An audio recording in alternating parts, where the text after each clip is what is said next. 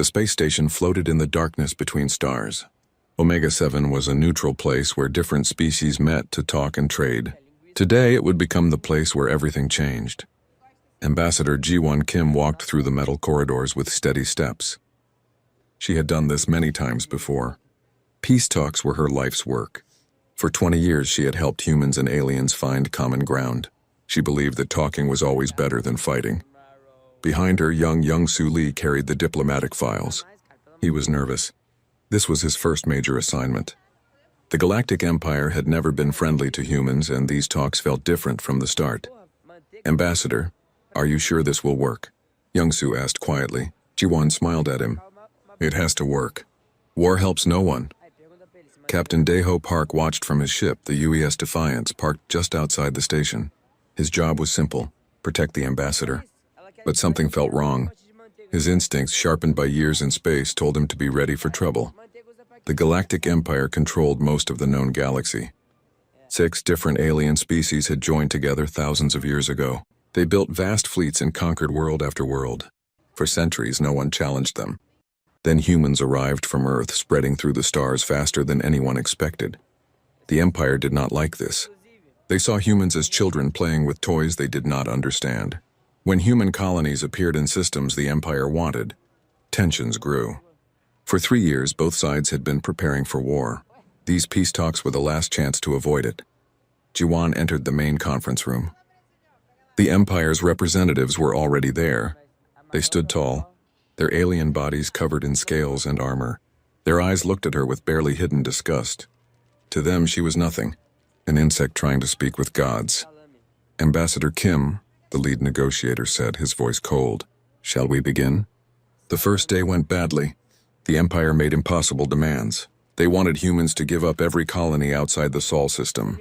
They wanted Earth to accept Empire oversight. They wanted humans to know their place. Ji-won listened to it all with patience. She had expected this. First offers were always extreme. The real negotiation would come later, when both sides grew tired of posturing. "We cannot accept these terms," she said calmly, "but we can discuss reasonable compromises." The Empire's negotiators laughed. It was not a pleasant sound. For 2 days, Ji-won tried everything she knew. She offered trade agreements, technology exchanges, shared territory. Each time, the Empire demanded more. They were not here to negotiate. They were here to make humans bow. On the 3rd day, Ji-won decided to change tactics. She activated the holographic display and showed them evidence, proof that the Empire had been sabotaging human colony ships. Records of attacks they had denied. Bodies of innocent people floating in space. "This is what you call peace?" she asked, her voice still calm but filled with steel. "Murdering our people while pretending to talk?" The room went silent. The Empire's negotiators stared at the evidence. Then, without a word, they stood up and walked out. Young-soo looked worried. "Ambassador, what do we do now?" "We wait," Ji-won said. "Sometimes the truth makes people angry before it makes them honest." That evening, Ji-won returned to her quarters. The diplomatic wing was quiet. Most of the station's visitors had left or were sleeping. She sat at her desk and began writing a report to send back to Earth. Captain Daeho watched his monitors closely. Something was happening. Empire ships were moving into position around the station. He tried to contact Ji-won, but the communication was blocked. "This is wrong," he told his crew. "Get ready to move in." On the station, Ji-won heard boots in the corridor. Heavy boots. Military boots. She stood up just as her door exploded inward. Imperial soldiers poured into the room, their weapons raised. Ji-won did not reach for a weapon. She had none. Diplomats did not carry guns. "I am a protected ambassador," she said firmly. "You are violating every law of neutral space." The soldiers did not care. Their orders were clear. In another room, Young-soo saw what was happening through the security feed. He watched in horror as the soldiers surrounded Ji-won. He tried to run, to warn someone, to do anything. But more soldiers were already coming for him. Captain Daeho saw it too. His screens showed everything. He recorded it all, even as rage filled his chest. He wanted to attack to save her, but his ship was too far away. By the time he reached the station, it would be over. The Imperial commander stepped forward. He was huge, covered in ceremonial armor. "Humanity's insolence ends now," he said. Ji-won stood straight, showing no fear. "If you do this, there will be war." Billions will die. Is that what you want? We want obedience, the commander replied. You would not bow. So you will serve as an example. The weapons fired. Jiwon Kim, humanity's voice of peace, fell. Across the station, Young-soo was found hiding in a storage room. He begged for his life. The soldiers showed no mercy. He died far from home, alone and afraid. Captain Daeho watched it all. Every second was recorded. Every crime was captured. His hands shook with fury as he opened all communication channels. The Imperator himself appeared on screens across the galaxy. Vex Thalan, Supreme Commander of the Empire's forces, stood proud and tall. Let this be a lesson to all who defy us. Humanity's insolence will no longer be tolerated. Submit or face extinction. The message was clear. The Empire believed they had won. They thought killing one woman would break humanity's spirit. They thought humans would be afraid. Captain Daeho sent his recording to Earth. He attached one message. They killed our voice of peace. Now they'll hear our roar of war. The transmission spread across human space like wildfire. Every colony, every ship, every habitat received it. Billions of humans watched Ambassador Jiwon Kim die for trying to make peace. The reaction was instant. Rage, pure, burning rage. On Earth, people poured into the streets. On Mars, workers stopped their jobs and demanded action. On every human world, the cry was the same. War, war, war. The Galactic Empire had made a terrible mistake. They thought humans were weak. They thought killing one diplomat would scare them. Instead, they had awakened something ancient and primal, something that every species in the galaxy would soon learn to fear. Humanity at war. The Empire had millions of ships. They had weapons that could destroy planets. They had conquered countless worlds. But they had never faced an enemy like this. An enemy that did not forget. An enemy that did not forgive. An enemy that, when pushed too far, would fight with everything they had. In the cold darkness of space, near a neutral station stained with innocent blood, the future was written. There would be war. There would be death. And the galaxy would never be the same again. The age of peace was over. The age of survival had begun. The video reached Earth 6 hours after Jiwon Kim died. By the time the sun rose over the Pacific, every human alive had seen it. The image of their ambassador, standing brave and defiant until the end, was burned into their minds. President Hyun-nam did not sleep that night. She sat in her office in Geneva, watching the recording again and again. Each time she hoped it would end differently. Each time Jiwon fell. Hyun had known Jiwon for 30 years. They had studied together, worked together, dreamed together of a peaceful galaxy. Now that dream was dead. Murdered by an empire that saw mercy as weakness. The calls came immediately. Every colony governor, every military commander, every representative demanded action. The people were in the streets. Not just on Earth, but on Mars, Europa, Titan, and the dozen other worlds humans called home. They all wanted the same thing. War Admiral Min-ji Choi arrived at the presidential office before dawn. She was 55 years old with gray hair and scars from the colony wars 20 years ago. She had hoped to retire soon. That hope died with Jiwon. Madam President, Min-ji said, saluting. The fleet is ready. Hyun looked up from the video. Her eyes were red but dry. She had no more tears left. How many ships? 300 combat vessels. Another 200 support ships. Against the Empire's thousands, it's not enough. It has to be enough, Hyun said quietly. Then louder, with steel in her voice. It will be enough. The emergency council met within the hour. Military leaders, scientists, politicians all gathered in the secure chamber deep beneath Geneva. The mood was grim but determined. General Min Ho-bai stood up first.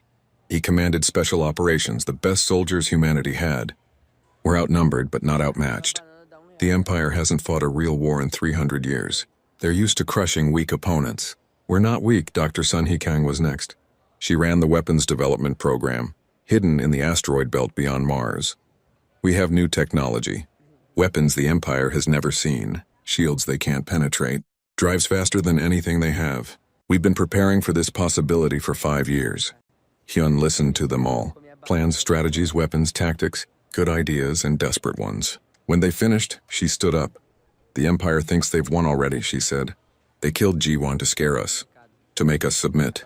They don't understand humans. They don't know our history. Every time someone tried to conquer us, to break us, we survived. We adapted. We won. She paused, looking at each person in the room. Jiwan believed in peace. She died for it. But peace requires two sides willing to talk. The Empire has shown they only understand force, so we'll speak their language. We'll hit them so hard they'll have no choice but to listen. The vote was unanimous. War.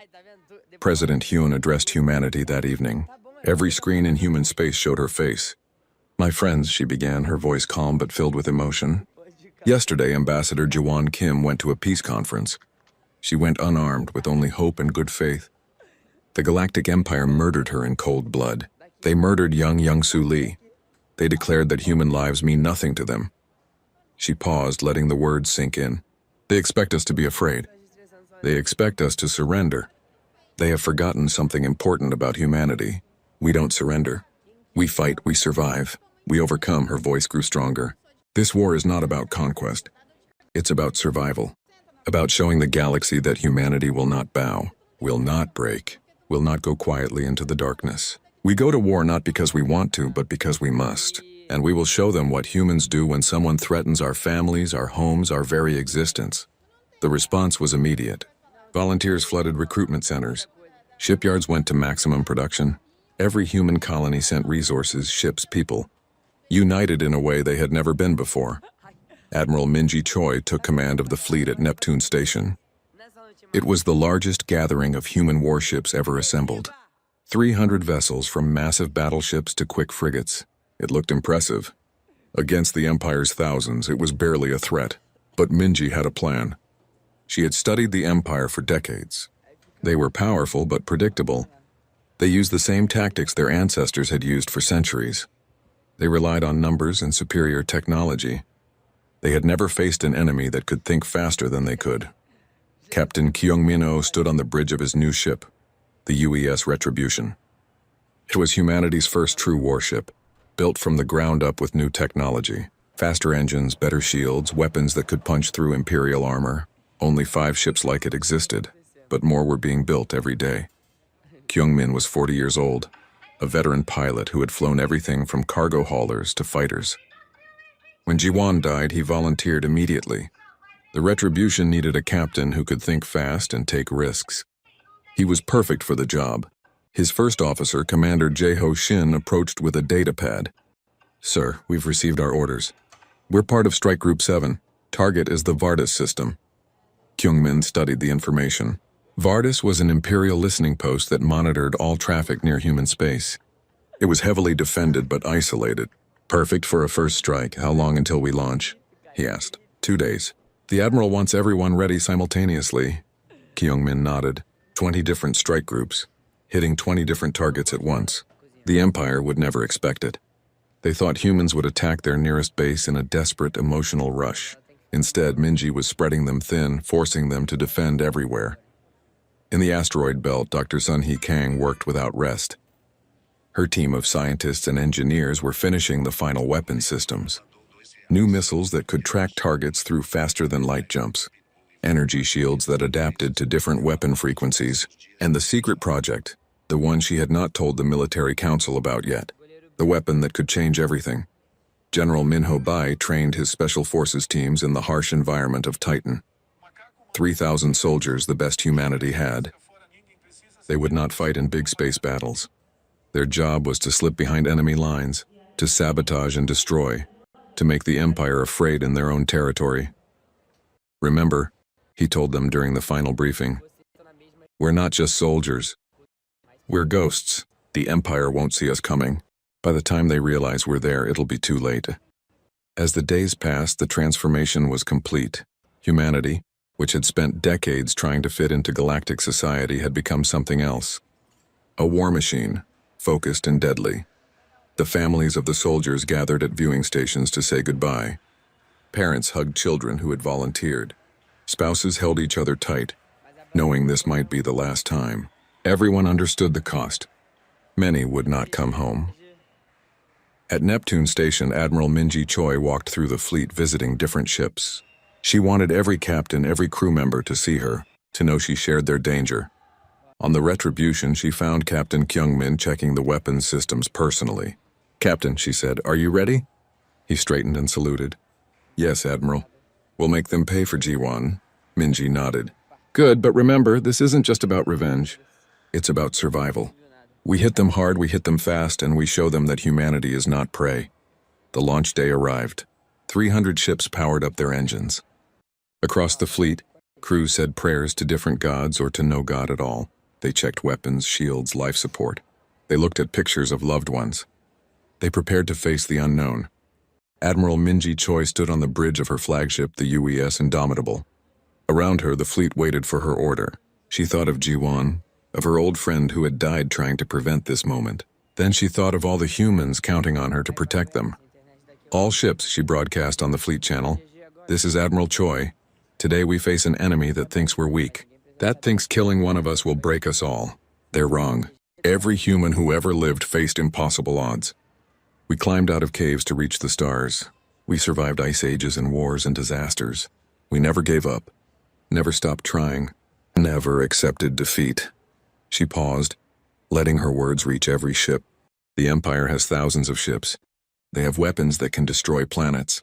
They have been conquering the galaxy for millennia. But they've never faced us. They've never fought an enemy that refuses to quit, that learns from every mistake, that turns every setback into a lesson. Her voice grew fierce. "Today we teach them what humanity means. We show them that we are not victims. We are survivors, and when you back a survivor into a corner, they don't surrender. They fight with everything they have." She raised her hand. "All ships, prepare for jump." "Let's go show them what humans do best. Survive, adapt, overcome for Ji-won, for Young-soo. For humanity, jump." 300 ships vanished in flashes of light, heading into the darkness, heading toward war, heading toward an enemy that outnumbered them 10-1. But they were not afraid. They were angry. And an angry human was the most dangerous thing in the galaxy. The war had begun. The Vardu system was quiet when the retribution arrived. Captain Kyungmin, watched the sensors carefully. The Imperial listening post sat in orbit around a dead moon. Its arrays pointed toward human space. Dozens of ships protected it, confident that no one would dare attack. They were wrong. "All ships, activate stealth systems," Kyungmin ordered. Around the retribution, 6 other human vessels vanished from sensors, new technology that bent light and energy, making them invisible to Imperial scanners.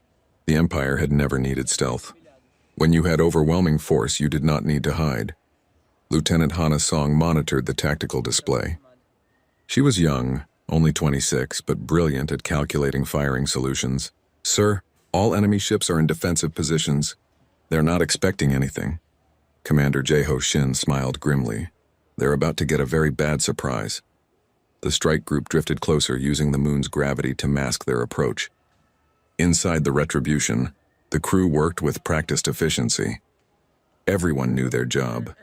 They had trained for this moment. Kyungmin studied the Imperial formation. 5 heavy cruisers, 12 frigates, dozens of fighters. Any one of those cruisers could destroy his ship in a fair fight. Good thing this would not be fair. "Target their command ship first," he said. "On my mark, all weapons. Make every shot count." The seconds ticked by. The Imperial ships drifted in their patrol patterns, unaware that death was approaching. Inside those ships, alien crews went about their duties, confident in their superiority.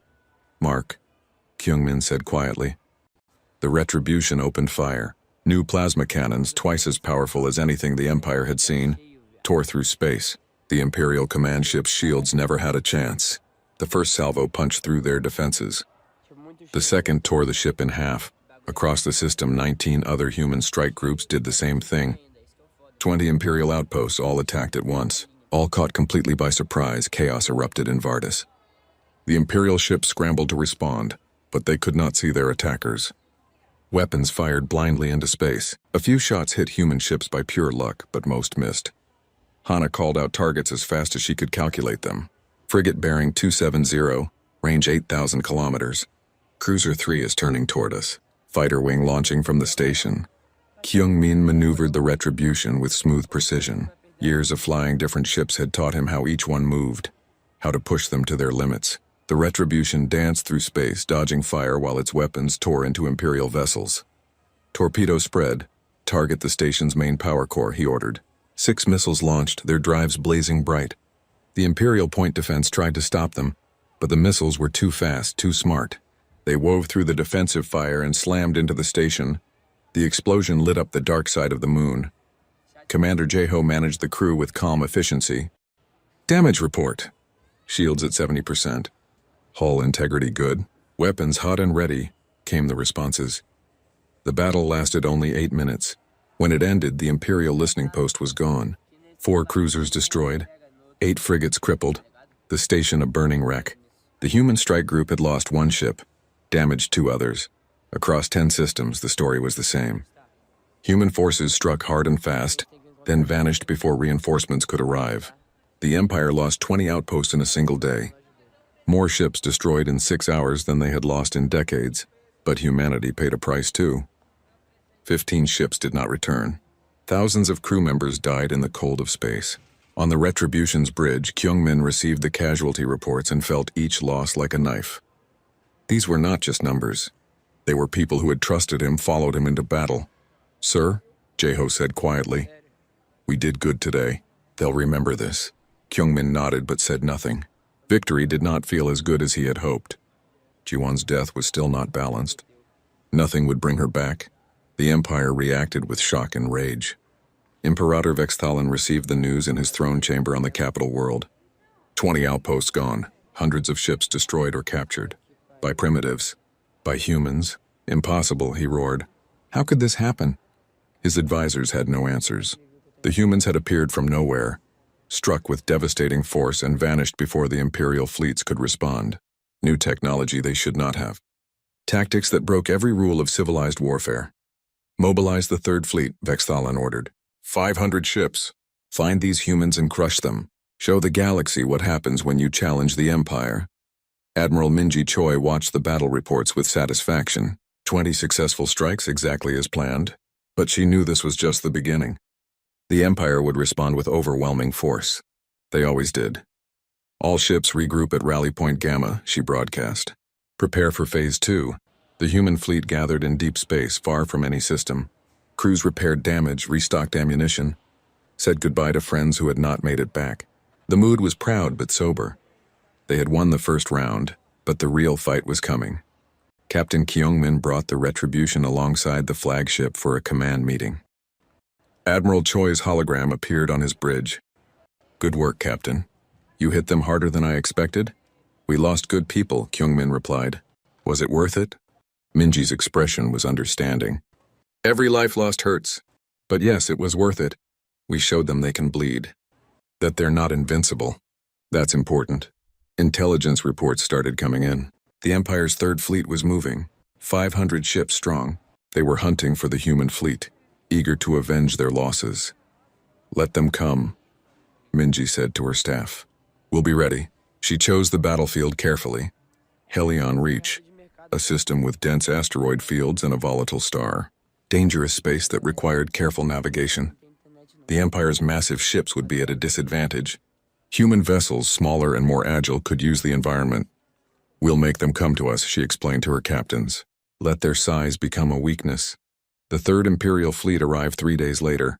500 warships, including 10 massive dreadnoughts. Each dreadnought was the size of a small city, carrying enough firepower to destroy a planet. The fleet commander was confident. 500 against 70 was not a battle. It was an execution. Admiral Minji watched them approach on her sensors. All ships fall back into the asteroid field. Make them chase us. The human fleet scattered, diving into the dense rocks and ice. The Imperial fleet pursued, eager to corner their prey. They did not realize they were entering a trap. The battle started badly for humanity. Imperial ships were everywhere, their weapons tearing through space. A human frigate exploded, then a destroyer. The odds were overwhelming, but Minji was patient. She waited for the Imperial fleet to spread out, to lose their tight formation as they navigated the asteroids. When they were scattered and separated, she struck. All ships, attack pattern Delta, hit and fade. Don't give them a stable target. Human vessels emerged from behind asteroids, fired, and vanished again. Each attack targeted a specific ship, overwhelming its defenses before help could arrive. The Imperial fleet tried to respond, but they could not bring their numbers to bear. The asteroids broke their formations, isolated their ships. Captain Kyungmin led his group against one of the dreadnoughts. The massive ship was incredibly powerful but slow. "Target their engines," he ordered. "If we can't destroy it, we'll cripple it." The Retribution and its escorts danced around the dreadnought, dodging its heavy weapons while hammering at its engines with precise fire. It took 30 minutes, but finally the dreadnought's drive section exploded. The ship drifted helplessly, unable to move or fight effectively. All across the battlefield, the same pattern repeated. Human ships used the asteroids and the star's radiation to negate the Empire's advantage. They fought in small groups, supporting each other, never staying still long enough to be destroyed. Lieutenant Hana calculated firing solutions so fast her hands were a blur. "Cruiser at range, shields down." "Frigate behind that rock." "Dreadnought turning toward us." Kyungmin maneuvered between asteroids, using their mass to block enemy fire. His reflexes and instincts kept the ship alive through moments that should have been fatal. The battle raged for 8 hours. Ships on both sides died in fire and explosion. The space around Helion Reach became a graveyard of shattered metal and frozen bodies. But slowly, impossibly, the humans were winning. The Imperial Fleet commander finally realized his mistake. He was losing. Against an enemy with a fraction of his numbers, he was losing. He ordered a retreat, trying to pull his ships back into formation. Admiral Minji did not let them go easily.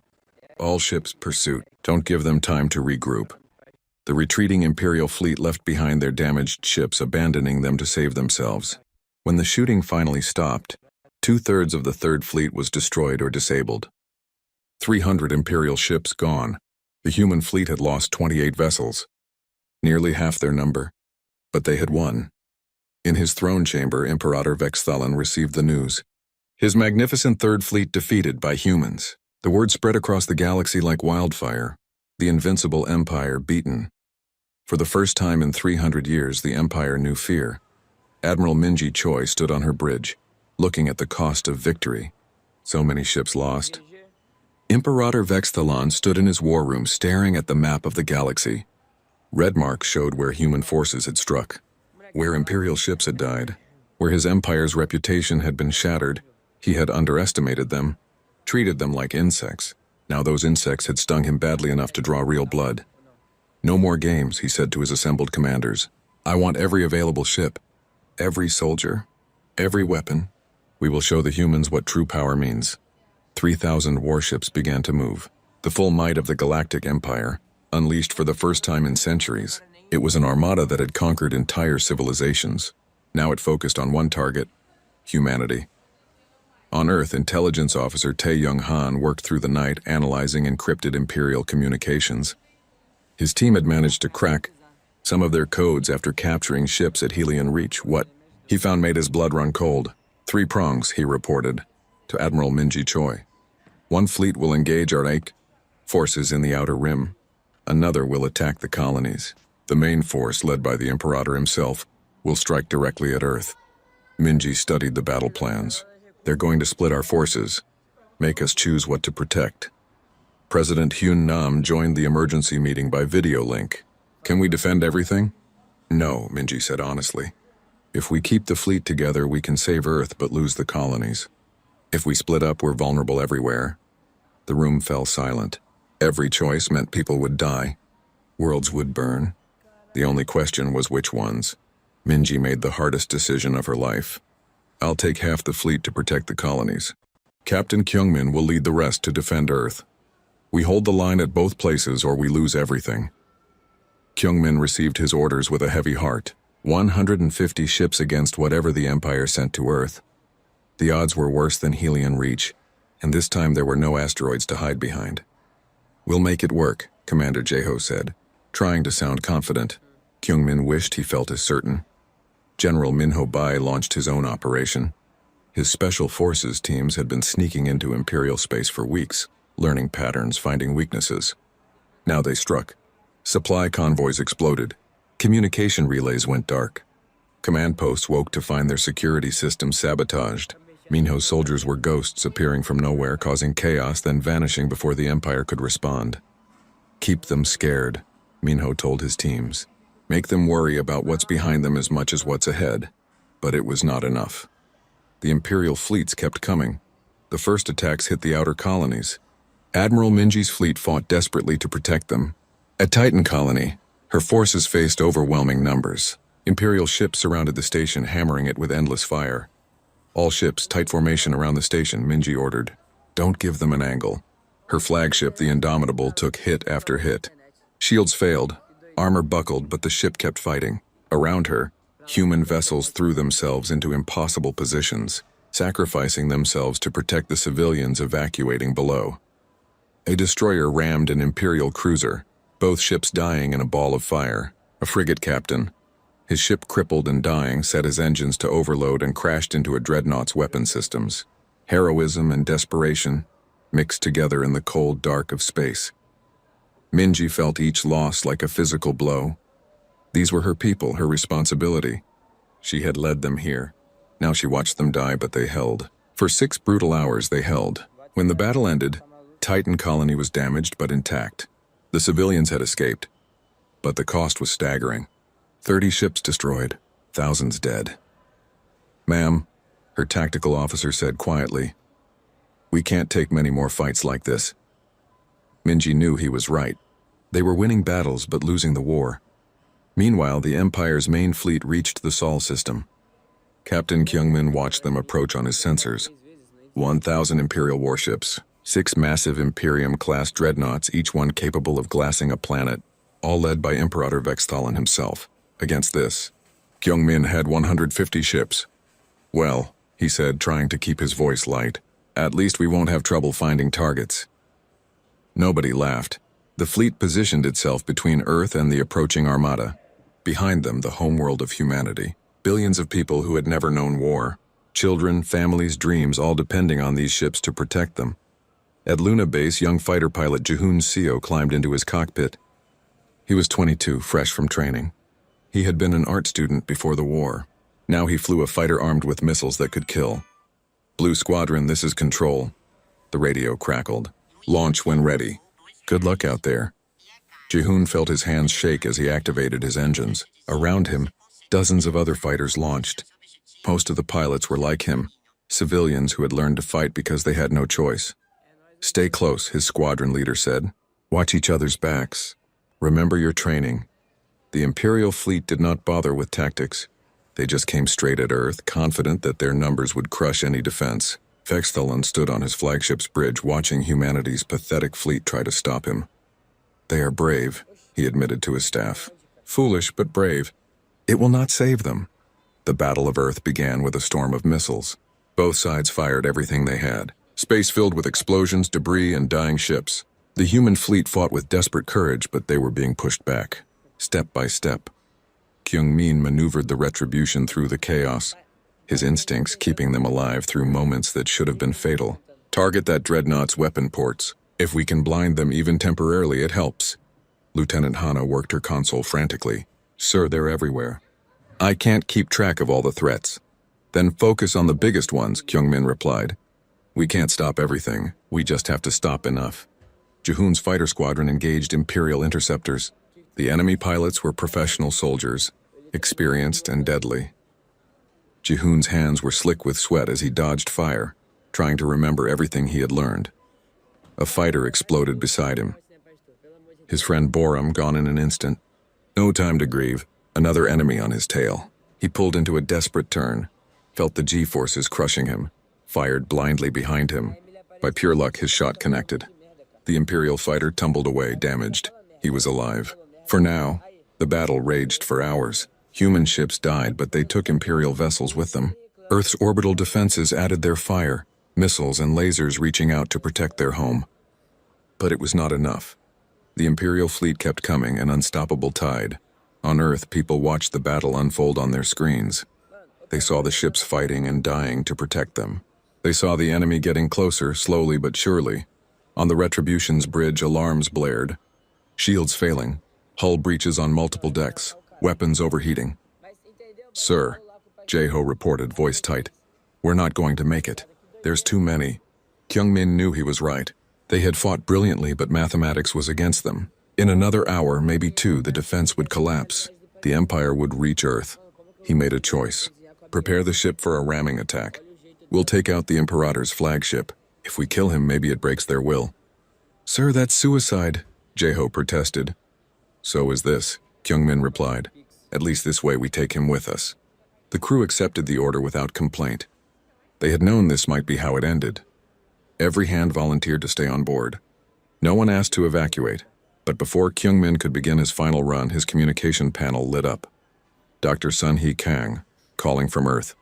Captain, I have a solution. But you're not going to like it, she explained quickly. The secret weapon her team had been building. An electromagnetic pulse device of unprecedented power. It could disable every ship in the system, human and Imperial alike. We'd all be dead in space, Kyungmin said. No power, no life support. For a while, Sun-hee agreed. But our ships have manual backups. We can restore basic systems. The Imperial ships don't. Their technology is more advanced but less redundant. They never planned for total system failure. Kyungmin understood immediately. If we can get our ships working first, we can capture their entire fleet. Exactly. But Captain, I need your authorization. The EMP will hit everyone. Some ships won't survive the pulse, and anyone who can't restore power fast enough will die. Kyungmin looked at his crew, at Jae-ho, who had followed him through every impossible battle, at Hana, who had kept them alive with her brilliant calculations, at all the faces that had trusted him. Do it, he said. If we're going to die today anyway, let's make it count. He broadcast to the fleet. All ships, this is retribution. In 30 seconds, every system will shut down. Prepare for manual restart. Get your emergency procedures ready. This is going to be rough. Across the fleet, crews scrambled. On Earth, Sun-hee activated the device. She prayed this would work. The pulse fired. A wave of electromagnetic energy washed across the Sol system. Every electronic system instantly died. Human ships, Imperial ships, all of them went dark in the same moment. The Battle of Earth stopped. Thousands of ships drifted silently in space, no power, no weapons, no lights. Inside, crews floated in zero gravity as life support failed. On the Retribution, Kyungmin pulled out the manual restart procedures. Everyone, you know what to do. The silence after the pulse was eerie. Thousands of ships drifting in the darkness around Earth, their crews working desperately to restore power. Human vessels flickered back to life one by one, their backup systems proving their worth. The Imperial ships remained dark, their sophisticated technology now a liability. Captain Kyungmin Oh floated through the corridors of his ship, checking on his crew. They had done it. The Retribution's life support was running on emergency power. Weapons were coming back online. They had survived. Sir, Commander Jae-ho called from the bridge. We're getting reports from across the fleet. Most ships are operational. We have boarding parties ready. Kyungmin pulled himself to the command chair. Through the viewport, he could see the Imperial flagship, dark and helpless. Send the order. Board everything you can. Take prisoners, not casualties. We're not murderers. Fighter pilot Ji-hoon Seo guided his small craft toward an Imperial cruiser using only maneuvering thrusters. His hands were steadier now. The immediate panic of battle had passed, replaced by exhausted focus. Beside him, other pilots did the same, carrying boarding teams. They entered through airlocks, floating through corridors lit only by their suit lights. Imperial crew members, aliens of different species, floated helplessly in the dark. Some tried to resist, but without power, without weapons, they could do nothing. We're not here to hurt you, Ji-hoon said through his translator. Just cooperate and no one gets hurt. Most did. They were soldiers, yes, but they were also people who wanted to live. Across the system, the same scene repeated. Human crews, many of them barely trained civilians in uniforms, captured ship after ship. The Empire's mighty fleet, taken without firing another shot. On the Imperial flagship, Imperator Vexthalin sat in his dark throne room as human soldiers entered. He expected execution, expected torture or humiliation. These primitives he had tried to exterminate would surely take revenge. Instead, a young human soldier simply said, "Sir, you're under arrest. Will you come peacefully?" Vexthalin stared at the soldier. After everything, they were still following rules, still treating prisoners with dignity. He thought of Ji-won Kim, of how his soldiers had executed her in cold blood. "I will," he said quietly. "I will come peacefully." Admiral Minji Choi received the news at Titan Colony. The main Imperial fleet captured. The threat to Earth ended. She felt relief flood through her, so powerful it made her weak. "Ma'am," her communications officer said, "President Nam wants to speak with you." Hyun's face appeared on the screen. She looked exhausted but relieved. "Minji, you did it. All of you did it. We got lucky, Minji replied. If Sunhee's weapon hadn't worked, we'd all be dead. But it did work. And now we have decisions to make. What do we do with 1,000 captured ships and 50,000 prisoners? Minji had been thinking about that. We treat them well. We show the galaxy that humans are better than the Empire thought. Better than the Empire itself. General Minho Bay's Special Forces teams operating deep in Imperial space received new orders. Don't attack. Don't sabotage. Instead, broadcast the truth. Show the Empire's citizens what had really happened. Minho stood on a captured relay station, watching as his team sent out footage of the battle, images of the Imperial fleet defeated, of Vexthalan surrendered, but also images of human medics treating wounded Imperial soldiers, of human crews sharing their supplies with prisoners, of humanity showing mercy when they could have chosen revenge. Let them see, Minho said. Let them see what we really are. The broadcast spread across Imperial space like wildfire. For decades, the Empire's government had told its citizens that humans were dangerous primitives, violent barbarians who needed to be controlled. Now they saw the truth. They saw that humans had fought only when attacked, that they had defended themselves brilliantly, but had not sought to conquer. That even in victory they showed restraint and mercy. The Empire's 6 species began to fracture. Some wanted to continue the war, to avenge their losses. But others, especially the younger generation, questioned why they were fighting at all. What had humanity done except defend their homes? Protests erupted on Imperial worlds. Calls for peace, demands for explanation. Why had Ambassador Ji-won Kim been executed? Why had the Empire started a war they could not win?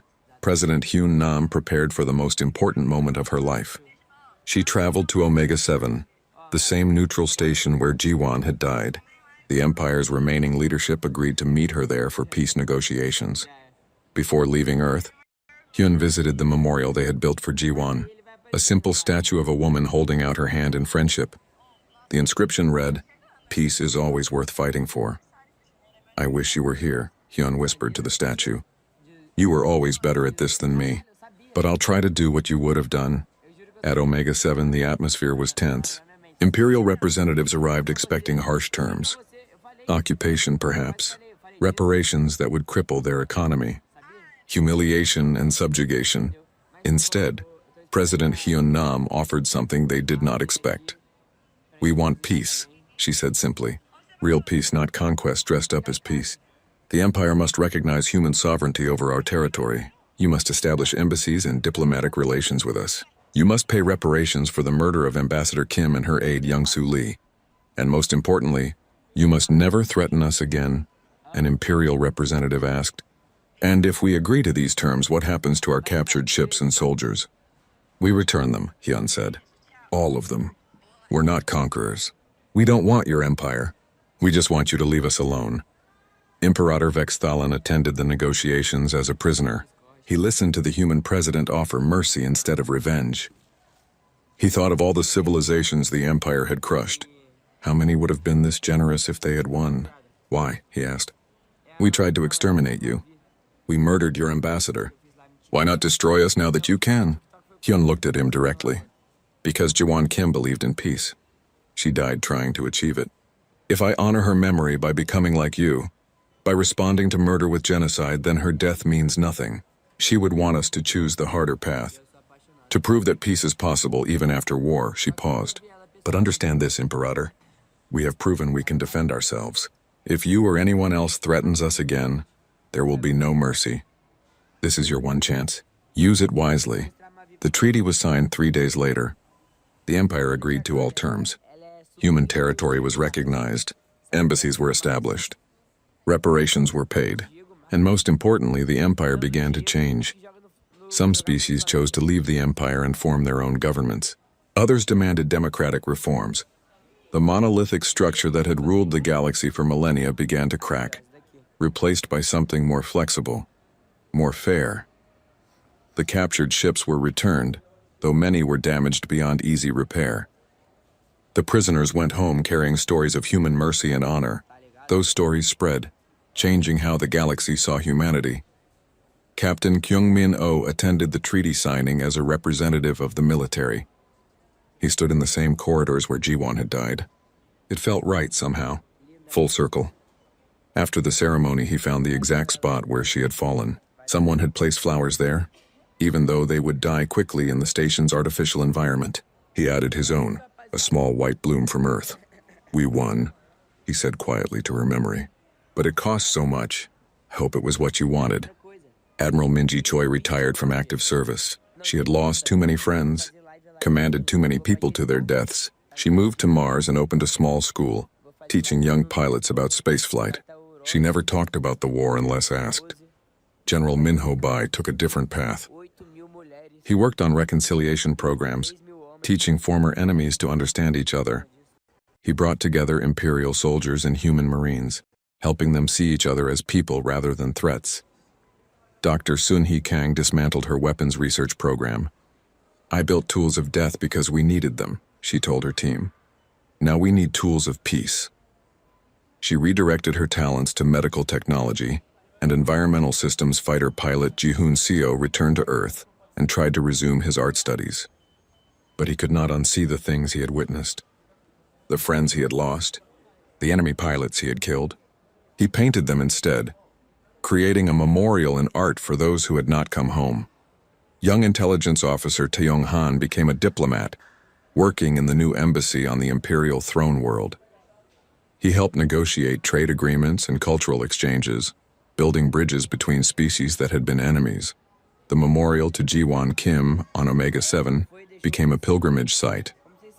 People from all species came to see it, to remember that one person's courage and sacrifice had somehow, improbably, led to peace.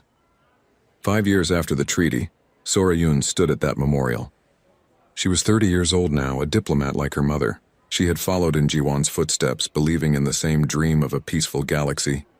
"They understand now, Mom," she said to the empty corridor. "It took a war for them to learn what you tried to teach them with words. That we're all just people trying to survive.